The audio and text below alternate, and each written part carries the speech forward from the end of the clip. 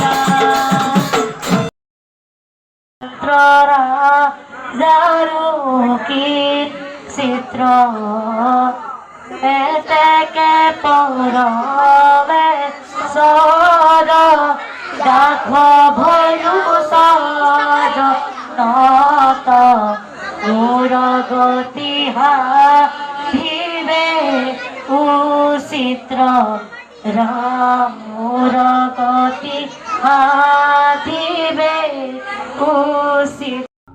আমাৰ ঘৰৰ ওচৰত যিহেতু বৌহঁতৰ ঘৰত আহিছিলোঁ, বিশ্বকৰ্মা পাতিছে, তাত চাব আহিছিলোঁ। তাৰপৰা এই বৌয়ে খিচিৰি দিলে, যিটো খাবলৈ প্ৰসাদ খিচিৰি। এইপিনে খিচিৰি খাই আছোঁ।